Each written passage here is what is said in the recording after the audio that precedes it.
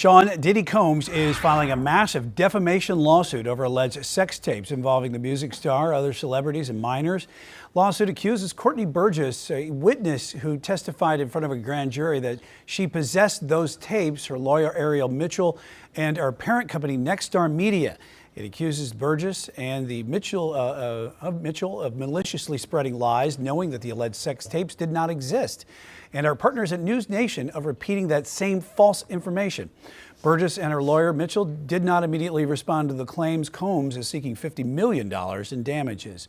So our chief legal analyst, Khalif Rhodes, joins us now to discuss this. So what does Combs have to legally prove here in this case going forward? Well, because he's a public figure, he has to do more than the normal. The normal would be that if it was against, a person on the street and they allege that you made a false statement against them and you have defamed them, you'd have to know or should have known that the statement was false and that you actually made it. That's the standard. But it's raised a little bit when the person is a public figure.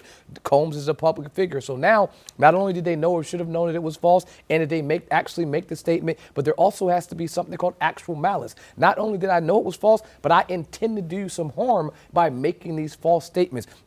If you don't have all three, and that's an extremely high burden in these types of cases, you really don't stand a chance to be successful on the merits in these types of cases. I think probably the most recent one that was successful was Cardi B. There was a social media person making negative statements about her that she knew were false, and she was making those statements with the full intention of harming Cardi B's character. She was successful in a lawsuit against her. I think that is the extremely high burden that oftentimes celebrities aren't able to overcome, and that's why these types of claims don't really go anywhere. Well, in a case like this too, because Diddy is behind bars still right now. So how do you defend a case like this if you are behind bars? Well, he has I won't say unlimited resources, but he has resources. I mean, he had a record label, still does, has a number of things that are moving parts. But if you have a legal team, you can look at President Trump and his legal issues. He had multiple legal battles going all across the country, but was still able to run for president. I mean, it's folks that are in this position where you have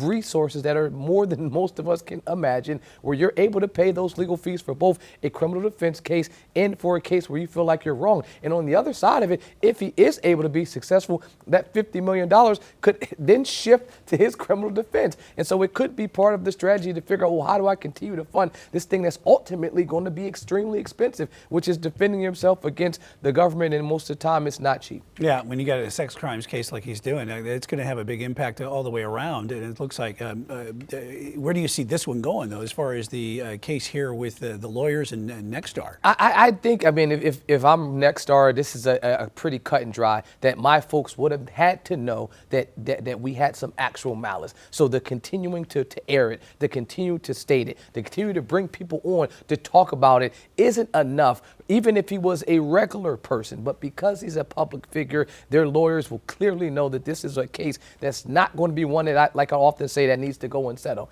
This is one that we'll go to court, we'll point the standard to the judge, and we'll say we're asking for a summary dismissal. This case needs to be dismissed before it even starts because, again, he can't even meet the lowest standard, which is actual malice. All right. It sounds good, and good information there. Chief Legal Analyst Khalif Rhodes. You have a good weekend, my friend. All right.